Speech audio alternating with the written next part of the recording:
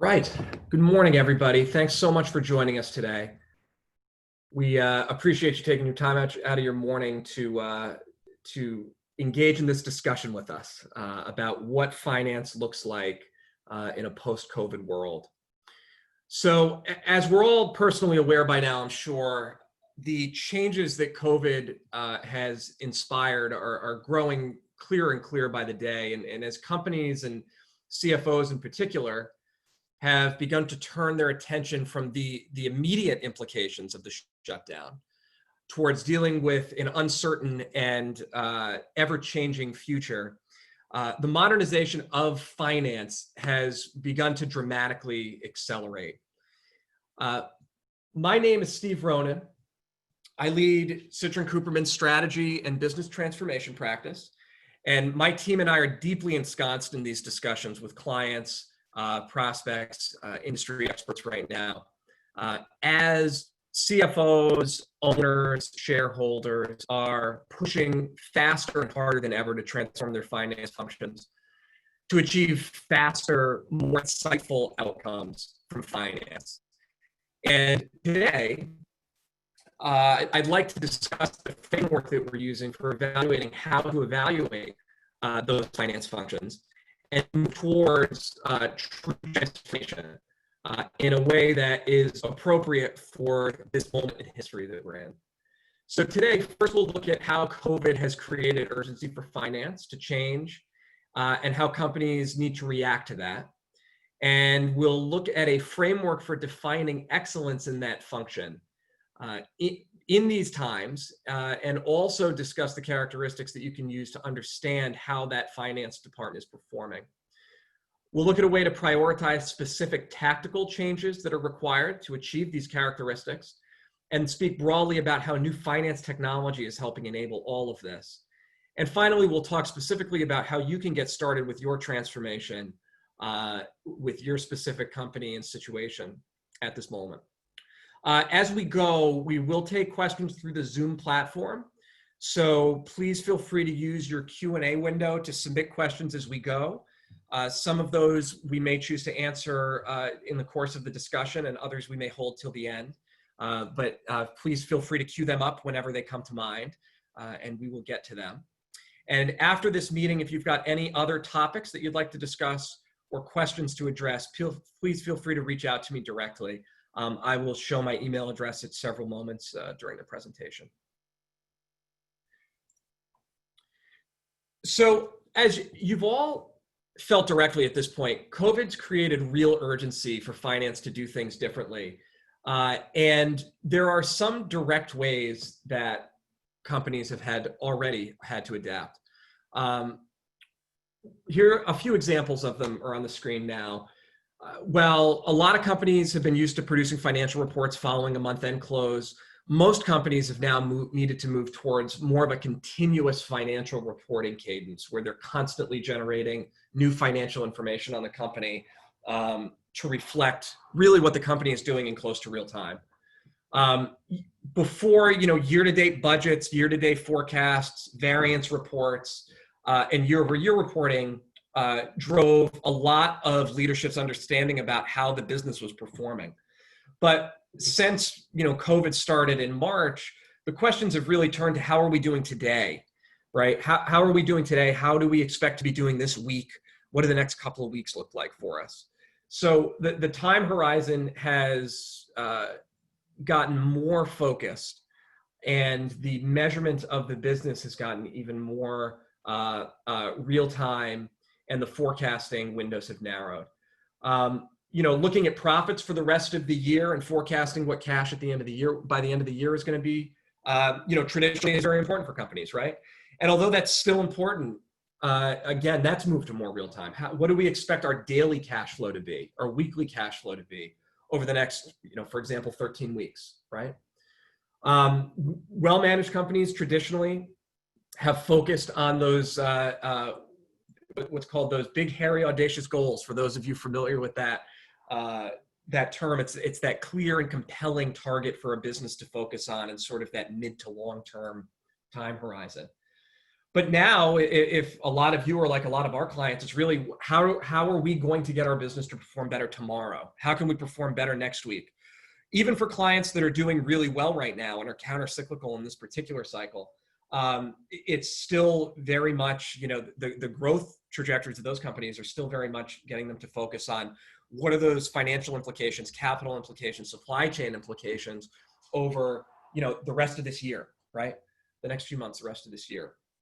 So again, it's a very different way of framing strategy and setting targets to a strategy.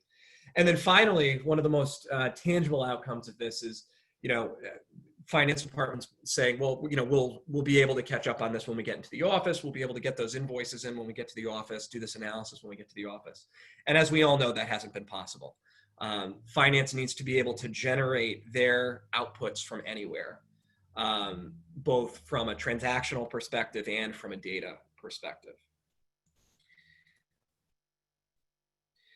So there are trade-offs that happen when you're shifting the balance from traditional priorities to new priorities.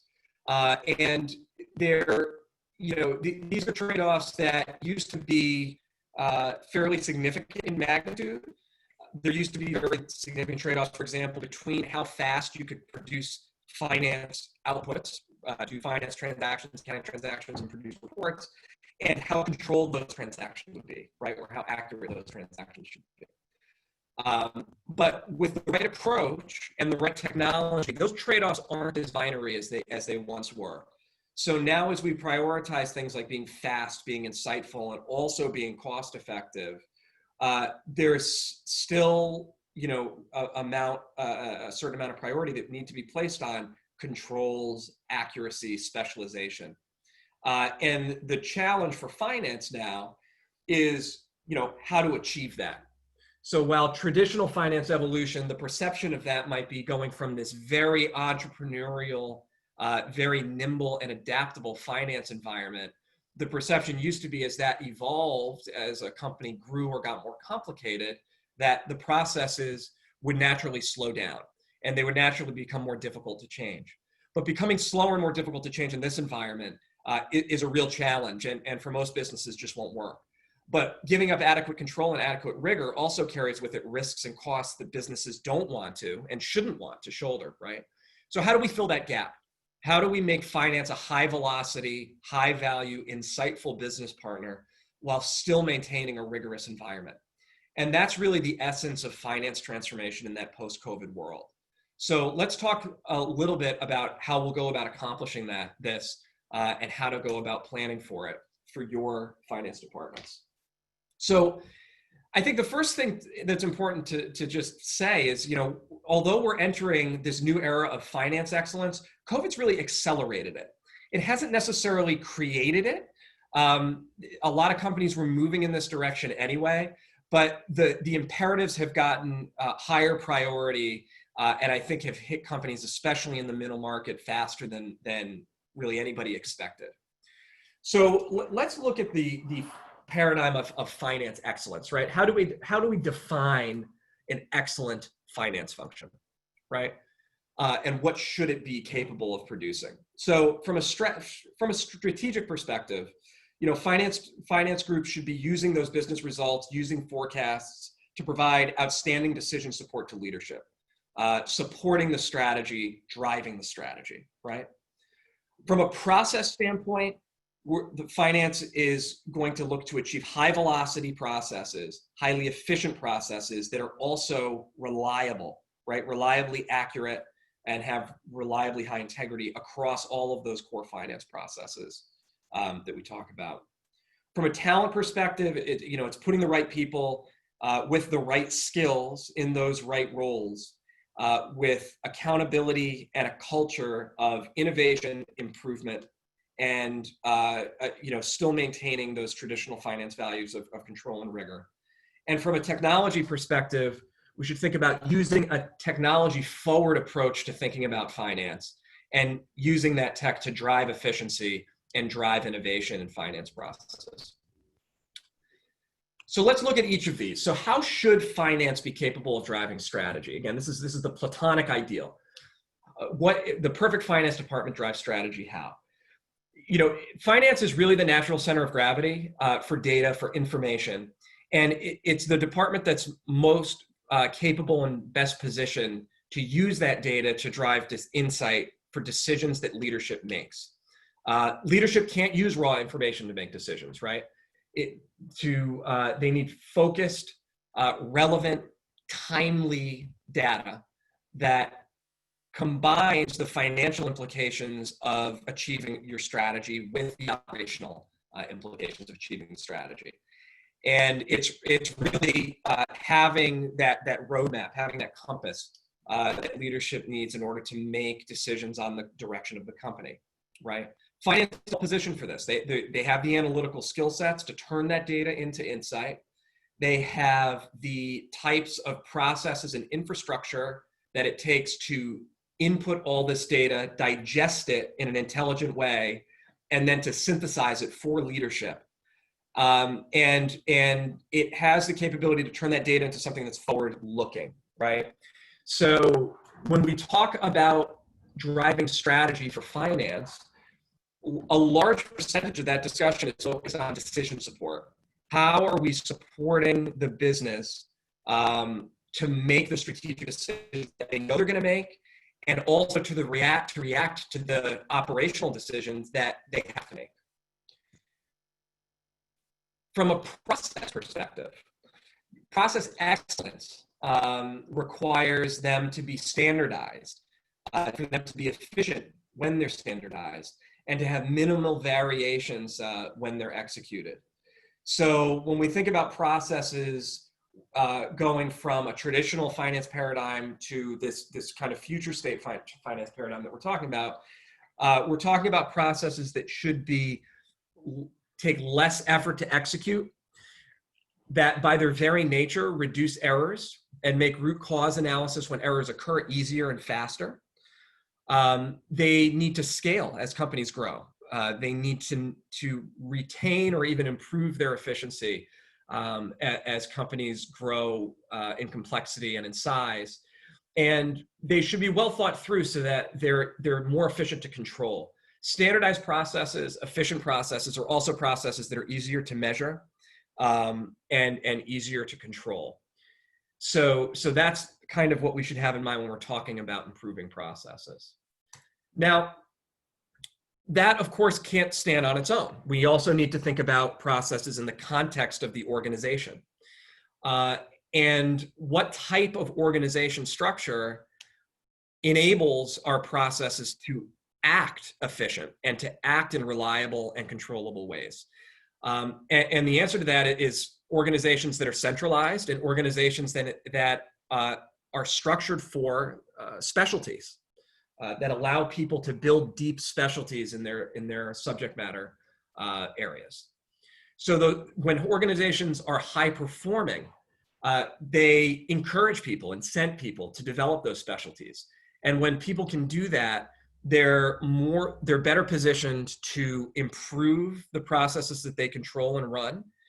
They have an ability to adopt and even develop leading practices in the organizations. And they act more efficiently as a group. They're more scalable teams as well. When the roles are well defined, when the specialties of the people are well defined, they're more capable of acting as a team to tackle more complicated and more integrated problems. So this sort of structure leads to better, faster processes because of that continuous improvement. It enables better decision-making, and it enables more velocity because of the accountability and the skill sets of the people who are sitting in the organization. And it really allows the team to both achieve a high level of performance and also to scale really well with the business. Okay. And finally, we have to talk about technology. The process changes that you want to make, the decision support that you want to achieve, and the level of efficiency to allow that specialty, right, and to allow that centralization to occur really relies on the technology that you run. And outstanding technology are really ecosystems of tools that are a group of specialty applications that enable that efficient, controlled process execution. And they do a great job at capturing data about the business, both from an output perspective and from a process perspective, that can inform those management decisions. So the technology is going to make the processes more efficient and higher velocity. And when the technology is integrated and has good automation, it's going to continue to increase that efficiency and velocity over time. Those processes are also going to allow you to get better data out of the system, which means that you're going to get that data faster, and it's going to give your team more time for the high value activities like analysis, right? And finally, those integrated tools, the best tools, are going to get you the best information. So going back to that strategy point, when we talk about enabling strategy through decision support, we talk about understanding what sources of data are required to drive those KPIs and to drive those metrics, and to make sure that the technology is allowing that data to be generated on an ongoing basis. I'll pause briefly and just remind everybody that if you do have questions about any of this as we go, please feel free to use that Q&A window to send them to us, and we'll work those answers into the discussion.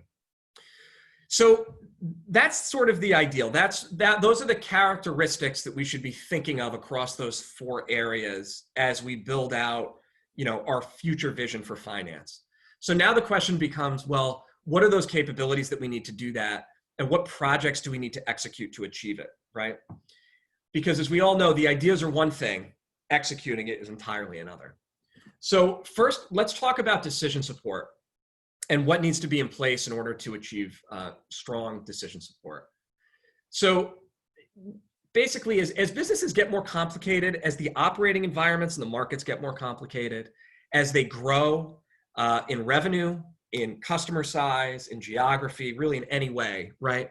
Leadership starts to need more metrics that are simultaneously more focused and broader in scope, right? So that paradox creates a need for very strong analytical capabilities and a broad set of data that you can use to generate the information. So, what's challenging about that is as the market changes, and I think we've all seen this, staffing and bandwidth typically do not expand to accommodate it, right? Which means that it's very hard to invest in specialties and training and also the technology tool sets. So we need to find a way to get through that. And I think even in this environment, there's a lot of companies that have even lost bandwidth in those finance departments, which make it even harder to invest in these, right? So as that happens, and as the changes occur within the department, achieving automation and decision support also becomes more difficult. So we need to find ways to automate the methods by which we generate those metrics. So a lot of companies right now, what we're seeing have resorted to Excel in a lot of cases. So they're dumping bigger data sets into Excel. You're getting your financial data sets in there. You're getting your transactional data sets like invoicing and orders and item costs and these sorts of informations into Excel. And the finance department's relying on pivot tables and VLOOKUPs and traditional just strong Excel skills in order to generate all this. And the challenge with that is it takes a tremendous amount of time. And it's also, somewhat error prone, right? Because every time that you're reconciling that data and you're finding, little discrepancies in your invoicing file or in your, in your revenue, your trial balance, what have you, tracking all that information down takes a lot of time. So when we talk about enablers for decision support, the first thing we need to understand is how do we make our data great? How do we make our data accurate and reliable so that people can trust the first time that we generate these reports and KPIs, it's going to be right? Because I have clients right now that are looking at those KPIs not even daily; they're looking at them hourly. They're looking at factory metrics hourly. They're looking at item costs, labor metrics hourly.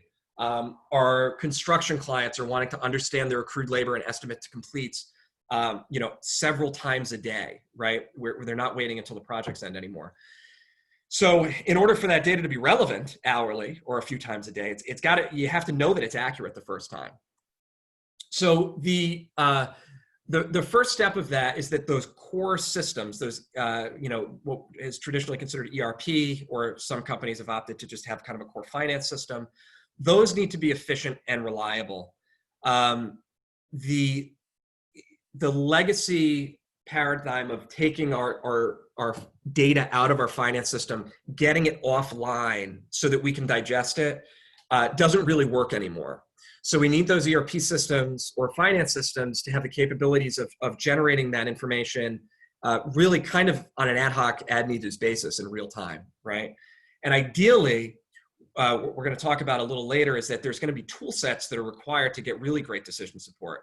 The most basic example is consolidated reporting, but then you go to forecasting and planning, you go to analytics. These are all tools that will plug into that ERP system. So the ERP itself needs to generate accurate and timely information, but it also needs to be capable of integrating in a timely, like really real-time way with this other ecosystem of finance tools that we're talking about. And a lot of legacy systems are not capable of doing that. So that immediately becomes a big challenge for companies that are trying to build great decision support, is when they're dealing with older, more difficult to integrate, and like old batch focused sorts of legacy ERP systems. And that really gets to this idea of the finance ecosystem. Sophisticated tasks naturally require the right technology. The harder the task is, the harder it is to do it in Excel, right? So we need to figure out how to move from these offline tools to integrated digital tools, which we'll talk in some specifics about later.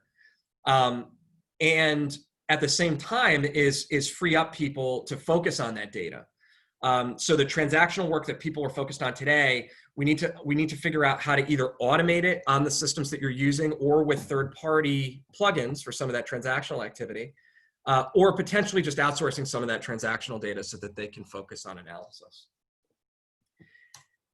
Now, decision support is not a concept. This is a concept that the Fortune 500 have used for a while.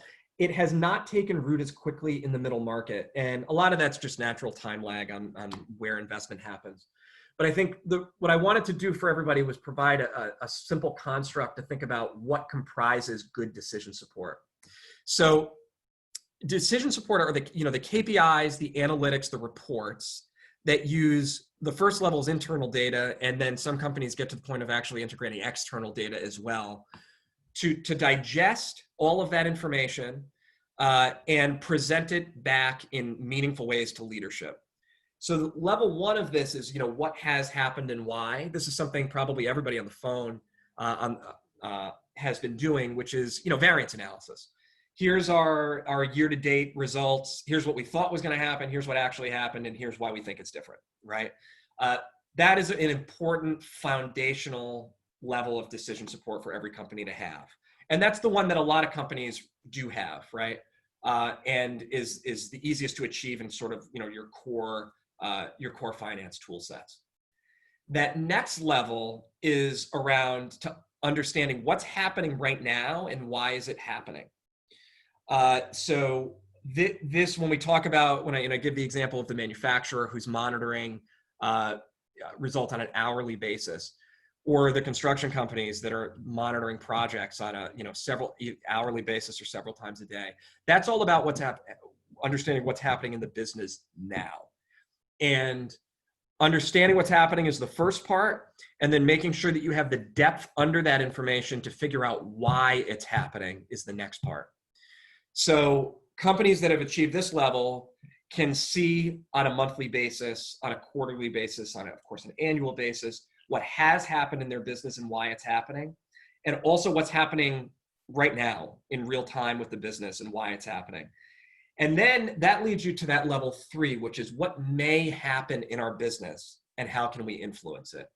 And this is where that decision support framework becomes really valuable. This is your FP and A function, your forecasting, your planning, and your analysis, right? And this, going from level 1 to level 3, is basically going from an annual budget with budget to actuals on your reports to continuous forecasting and variance analysis on that forecasting. And what COVID has shown us, if anything, is that level 3 is more important than ever, right? Understanding how your capital position is going to change, how your cash is going to change, whether there's covenants that are now at risk because of how the business is trending. That's all really important to understand. And it also includes modeling scenarios and understanding what the business would look like if, as a specific COVID example, the economy recovers faster than we expect, much slower than we expect, or somewhere in the middle, right? Modeling out those scenarios and understanding what it would do to your cash flow, capital, expense load, all those sorts of things. So decision support is really, those are the 3 levels that get us to having great business data. And to enable all that, we need to get great data into the systems fast. It's got to have a high level of integrity every time. And we have to have the tools on top of that data that allow us to analyze and to forecast as we see it, right? So that's decision support. I'll take a breath and we'll go to talent. So talent is, this is a tricky area because there's really a lot of right ways to do it.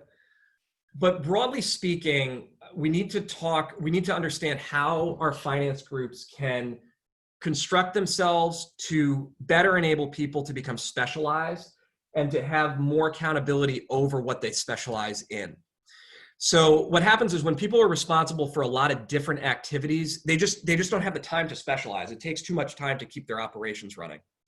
And the more executions of a process they have, it means that the more problems are going to occur. So in addition to having a lot of processes to execute, people who have that much responsibility also have a lot of problems that they need to analyze and to fix, and which takes time away from diving really deep on how to improve things and how to innovate, right?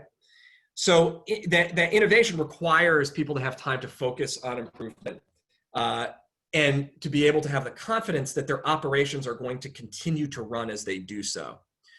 So what enables people to specialize, and what enables that accountability to be in place so that management can, effectively and efficient manage all of the things that are happening under their role, right? The first thing deals with process. Standardized processes make it easier.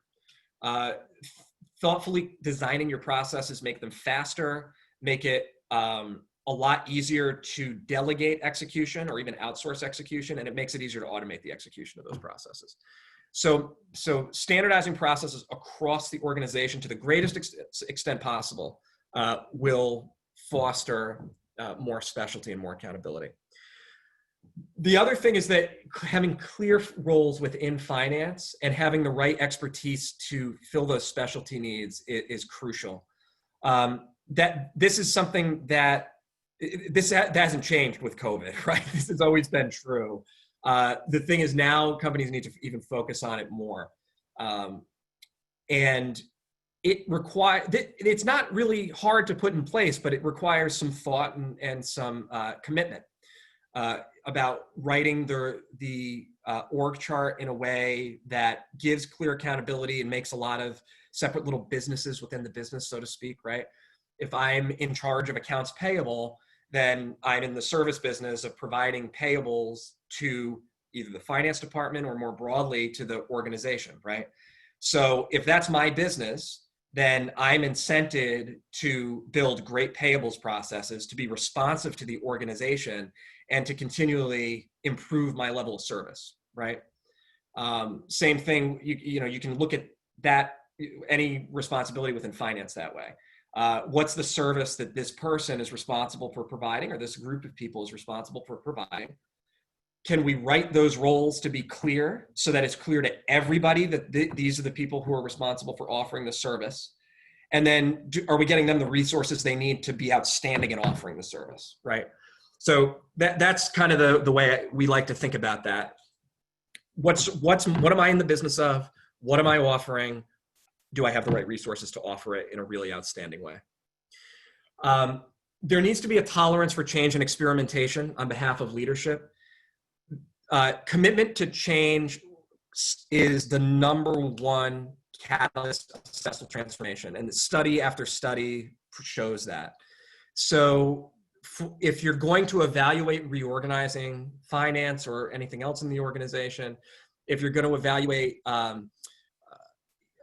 adding resources, both internal and external, to help improve the performance of that new organization, the leadership needs to support the change, and they need to be understanding that everything's not going to work.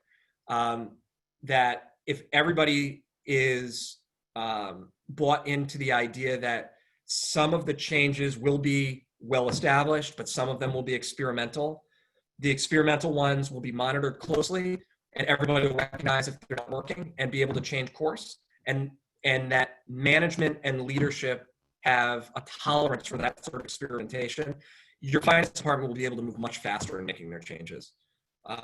Reticence on the part of staff about getting blamed for something when it goes wrong is really one of the leading reasons why that change doesn't happen in back office functions, right, like finance.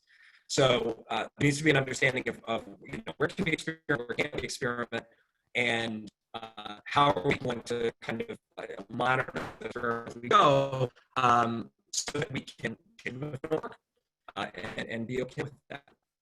And the last is second, everybody's busy everywhere.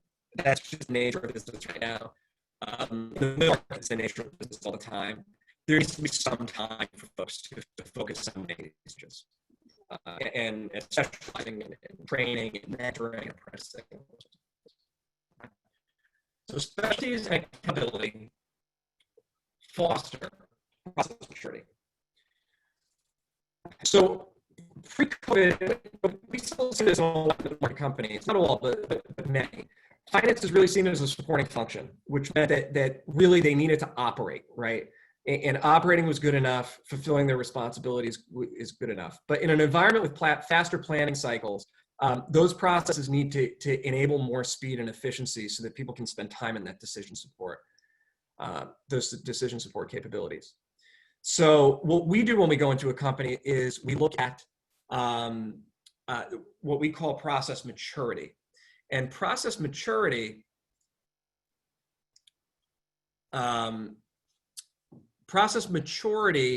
will help you measure and understand to what level specific processes within finance need to be changed. So if you haven't taken the time to document your processes and procedures, even at a high level, now is a good time to sort of reset and do that. And having some level of documentation around how your processes work will do a couple of things. First, it will make sure everybody understands the way the processes are actually working. The first time you do this, there's usually some disagreement about how what the accrual process is, how you invoice, how you do cash collections, et cetera. So it'll allow you to get to a common version of the truth. The next thing that it will do is put you in a position to evaluate maturity, which is what most finance departments should be looking to do. If you've got good documentation sort of at that level 2, process area, a group like ours can come in and pretty quickly benchmark your maturity against leading practices, and give you really clear ideas of what specifically needs to be changed within those processes. So it'll speed the process up. We've talked about standardization. I personally would recommend using the process of designing or documenting your current state processes to challenge your team to evaluate how they can be standardized and governed. So in talent, we talked about those businesses within the business, right? The businesses that are responsible for a specific finance process. So you've got somebody who's responsible for your payables, and you've got somebody who's responsible for your collections or invoicing and collections, maybe, right? Depends on how you break it up. Those also become the lowest governing bodies, so to speak, of what process changes you want to evaluate and adapt. And then that governance should go up in the organization. So there's, responsibility for business process flows, then like at a level 3, and then level 2 would be the managers who are governing the changes to that. And finally, your controllers and then your CFOs are managing the larger, more significant integrated process changes to the whole organization. If you don't have documented controls over your processes, you're going to want those. And then finally, having an understanding as you do this activity, as you go through and document and understand your processes, getting your team an idea of how they can evaluate them for automation is a really good idea, because there are characteristics of processes about what constitutes repeatability, what constitutes the velocity of those processes, those sorts of things that are really important when it comes time to automate them. So if you do that work now, it'll make automation easier to identify and easier to execute afterwards. And then finally, technology. We've worked hard as a practice to move away from the idea that technology is a separate discipline. In our view, every finance leader needs to be a technologist and needs to be a technology expert. So now, thankfully, the way that technology has developed in the last 6 to 8 years or so has made that a lot more possible and achievable for finance leadership. But really, it all starts with technology, but it can't be technology driven. It's got to be finance driven, right, or function driven. So the characteristics that we look for in good tech ecosystems is that they're nimble and they're integrated. Nimble means that they can adapt with the business as your needs change. And integrated means that when you look for data, that data makes sense across every system that you evaluate, the data from. And then from a transactional perspective, it means that the transactions are cleanly flowing between systems. So it does all start with ERP. It doesn't end with ERP though. It's a more involved story than that. But without a good, modern, nimble ERP system, a lot of this becomes very, very challenging. So, even in the past week, and this is just as an example, our team's been at the final stages of a couple new ERP selections. They're all with new, they're new packages. They're not, we're not evaluating old technology. But even with these new systems, there's a lot of differences between vendors in how well they've built a nimble ecosystem. So when you're the selection of the ERP becomes extremely important in order to achieve everything that we're talking about, because it needs to enable that nimbleness that we're talking about. It needs to integrate really easily and well to get us that data, to allow us to automate across systems, to generate that decision support, right? Really everything we're talking about, the ERP does need to enable. So the right tool for the job becomes really important too. So the goal shouldn't be to get an ERP system that does everything for you. ERP is going to do a lot of things really well, but some of the things that we're talking about are going to be better suited with other systems. Some of the automations are going to be better suited with other systems. Managing your close might be better suited with other systems. The FP&A stuff that we're talking about is probably better suited with other systems. So you need to curate that ecosystem around your ERP to enable all of that. Specific enablers here, cloud is just super important. It's not just about getting off of servers. Cloud architecture makes everything that we're talking about from an integration standpoint much, much easier and less expensive. The difference between one of those companies actually that I just talked about they're evaluating two different costing solutions, right? That would sit outside of the ERP. One of them is cloud-based and has a good history of integration. The other is not. Just the cost of implementation, is a magnitude of 10 to 12x just for integrating those tools.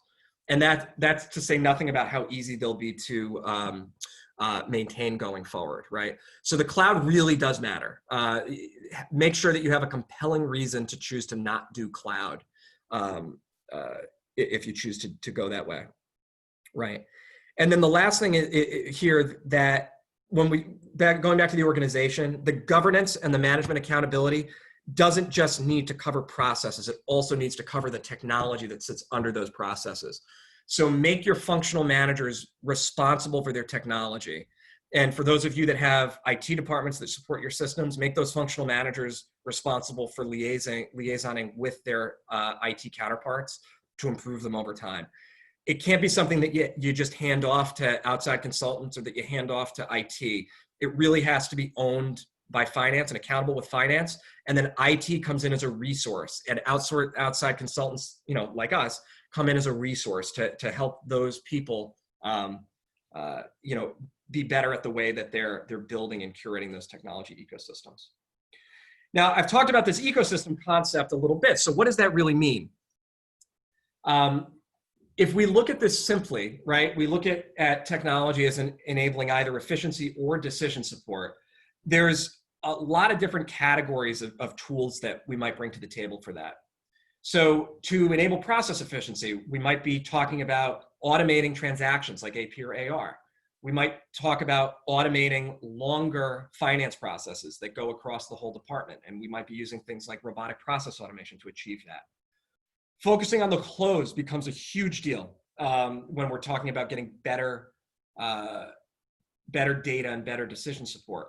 So close management tools that are helping us manage and accelerate those close processes become very high value. On the decision support side, we're talking, we've talked about consolidated reporting and FP&A. Great tool sets are available to do these. Analytics is a separate category of decision support. There's great analytics tools that integrate with a lot of these other things that are on the map. And ERP really sits at the junction of efficiency and support. And all of these other things need to talk to it. So, these are just examples of some of the tools that are available to enable these types of capabilities that we've talked about. So transactional automation, maybe we're talking about AP automation, right? It's one of the lower hanging fruit transactional activities to automate. So, you might be talking about like an Avid Exchange, a Core-centric. There's several different really well-established AP automation tools on the marketplace. For the smaller companies on the line, Bill.com would be an example of like an AP automation tool. On the invoicing side, on the collection side, something like Anytime Collect or YayPay. There are these sort of nascent, transaction-specific automations for collections and for invoicing and cash application that you might be looking at, right? So sometimes that's the right way to automate, to get a tool that's great at automating that specific transactional process. Sometimes it's more complicated than that. And you'll need automation capabilities that go across multiple systems, that maybe integrate components in Excel or in email, even PDFs, other types of offline documents. And to do that, we'd be looking at a robotic process automation tool, like a UiPath or an Automation Anywhere, that allows you to take manual, time-consuming tasks and to mimic the human behavior that it takes to automate, to perform those tasks, and have a bot do it instead. So that's where robotic process automation would come in. Close management, again, it's an area that we've been emphasizing a lot to get more control over the close and to improve and in a lot of cases automate things like your reconciliations, intercompany entries, accrual, all those sorts of things.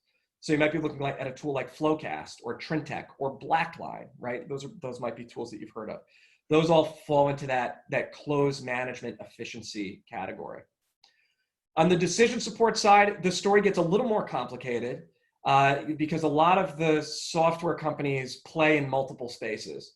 So Planful, which used to be Host Analytics, Profix, Vina, these are solutions that do some consolidated reporting and some FP&A. And depending on your business, you may prefer the capabilities of the FP&A capabilities of one and the consolidated reporting capabilities of another. Or maybe you can get to a NetSuite ERP solution or a Dynamics ERP solution where you'll do consolidated reporting in your ERP and really focus on the FP&A capabilities of those tools. That's where you start to really have to understand what the process trade-offs are between these different tools. On the analytics side, if you're familiar with solutions like Click, Tableau, Power BI is one that we use a lot with clients. It's low cost and easy to get stood up, and a lot of companies already have infrastructure that supports it. These are all those really powerful dashboarding and ad hoc reporting types of tools that give you access to data quickly and in a focused manner. And then, of course, you have to think about how any of these are going to play with your ERP system. Examples of more modern ERP systems, you've got the NetSuites of the world, the Dynamics of the world. You might look at more vertically focused solutions. Infor, Epicor is a solution we work with a lot. There's many others out there as well. Selecting the right ERP system is crucial, or improving your ERP system, if you're already on a modern platform, might be crucial as well. So understanding what the key attributes of your whole ecosystem are going to be, and then making sure that the ERP solution you select will drive that is going to be really important. Okay. So this is what we're really talking about when we talk about the finance ecosystem. What's our ERP, and what are all these other tools that we're using to drive efficiency and quality of decision support for us? All right. So executing. How do you get from where you are to achieving some of what we've talked about today? The first thing is making sure that you have a need, right? So ask yourself some of those preliminary questions. Is our month end close too long? Are we closing in 20 days, right? Even 15 days? Are we not closing every month? How long is that close and how reliable is it? Are you still making adjustments after you close, right? If you're still going back in history and making adjustments all the time, there's something about that process that needs to be fixed. You should be shooting for a fast close process with good quality reporting and minimal, if any, adjustments after the fact. How frequently can you see accurate financial data about your business? Are you waiting for those monthly reports or quarterly reports? Or if you run financials, or you run your metrics on a weekly basis or a daily basis, are they accurate, right? If they're not, there's something that you should address there. How good is your cash flow forecasting? Right now, this cash is king, right? And you need to understand cash flow and liquidity requirements.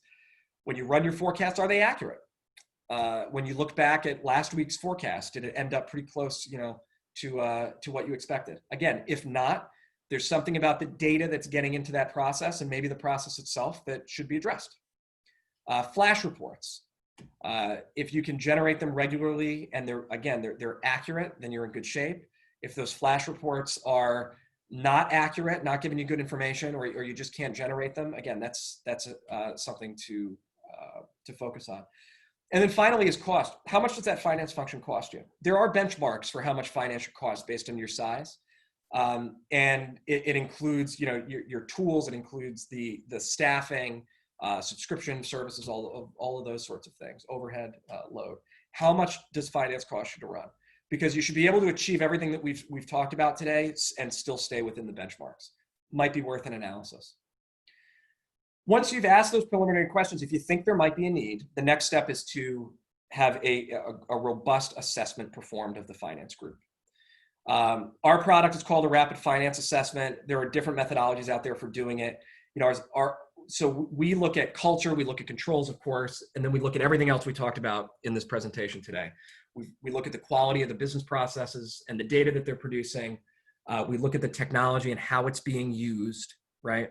And then we look at the gaps between what you're doing today and what leading practices are considered, both for the industry and for finance globally.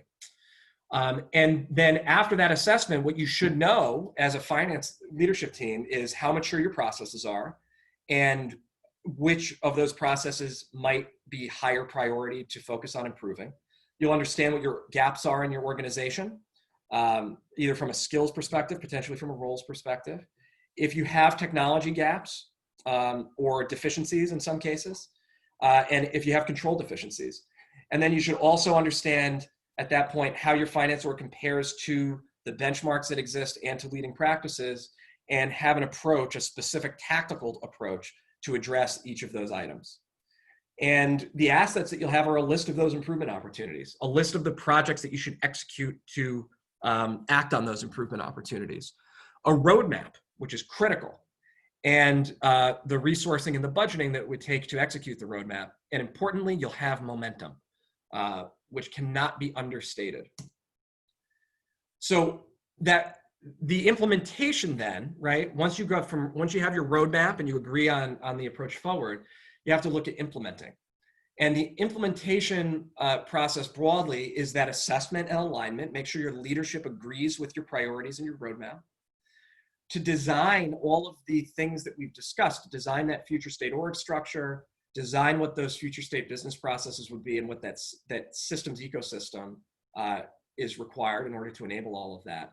And then you go through your detailed implementation, which are small projects, cross-functional projects that you're selecting, designing, building, and testing in a thoughtful sequence that matches with your business cycle, with the bandwidth of your people, with your budget, and importantly, in a way that builds, each project builds on the projects that came before it. And then over time, this allows you to get into a cadence of continuously supporting and improving that ecosystem that you implement. And it should be, a thoughtful, multifaceted approach. Our roadmaps, we're trying to define small, achievable projects that people have a degree of confidence that they can execute, a high degree of confidence that they can understand whether or not what they executed worked, and that is sequenced in a way that allows them to continue to build on what comes before it. Big projects are expensive, they're hard to execute, they require a lot of resource time, and it takes a long time to realize the benefits. Small projects means that you can realize the benefits faster, you can be more flexible with the time that your people need to spend on them, and it gives you more time to adjust as the business cycle changes during the projects, or as projects achieve a lot of success or need to be kind of tweaked once they're in production, right? So small, achievable projects, deliberately sequenced, that map to your strategic goals. So what are some of the results that you can expect to achieve are? So here's a few examples. We have a client who's an events company. COVID hit events companies very hard, as everybody knows, and it became very difficult to forecast them because nobody knows when these revenue cycles are going to pick up. And a lot of these companies are changing their business models kind of on the fly, which changes their revenue models, which changes their cost structure. And we have a client that was in this situation. It's a reliable, events company with reliable profitability, but this sudden change just made it so that they couldn't really understand how their cash position would change as they made changes to the business model.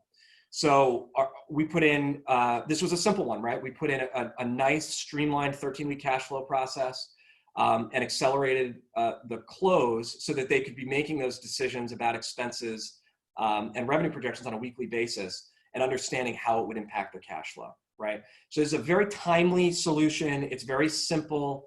It's not an expensive solution, and it's helping them focus on what the most important things are for them right now. Now, on the other end of that, we have a month-end close and reporting improvement project where we have a client, a manufacturing client, that it really had a highly manual finance function, which was resulting in a really long close cycle and a lot of correcting entries after the fact that went back months and sometimes for a whole year. So the project that we did for them was to define formal processes, policies, and procedures for that close process, build a thoughtful, strong month-end close checklist. And then we rather than overhaul their whole technology ecosystem, we opted to just build a couple of simple integrations on top of existing technology. So we got to a reliable 5-day close for them, no correcting entries, accurate financials throughout the month. They also have a dashboarding solution that we put in. And that dashboarding solution got a lot more accurate when we fixed the close process as well, because all of those finance processes that are running throughout the month are being run in more real time on a more reliable basis. So it really lifted up the quality and reduced the time that was spent on all of that data. And finally, this is for the larger companies on the call right now. Finance shared services can be a big way to achieve a lot of the goals that we talked about today. So for this company, we identified a lot of duplicative transactional activities and also accounting activities across 15 nearly identical plants. There were a lot of variance of the processes. They were doing them differently. It was resulting in different accounting. It was resulting in metrics that looked different depending on the plant. So we built a model to centralize that transactional accounting work and finance work, adding resources that are in technology to their consolidated financial reporting and to their planning capabilities, and then streamlining their close process to reduce the number, which also reduced the number of controls, but made it a more controlled environment, reduce the overall cost of finance, and freed up time to build real specialties, right? They were able to move from a real generalist model to a specialist model, which is a much stronger, more scalable finance department. So that's our perspective on what finance is going to look like post-COVID. Again, it's a combination of very new concepts and traditional concepts, but how they work together is very important. How they're enabled by technology is very important. And the value that this type of finance department can provide to their leadership and shareholders is really tremendous. And it's more important than ever when things are uncertain like they are right now. So my contact information is on the screen. I'm happy to answer any additional questions that you have, or even to talk about specific situations that you may have with your company. And we are always standing at the ready to help our clients, help our prospects and companies that are out there trying to handle this, just like we are, and understand the best way to handle this, to help them improve their capabilities, improve their businesses, and create a more sustainable and predictable business cycle for themselves. So I want to thank you for joining us today. Thank you for your time. I hope to speak with many of you offline.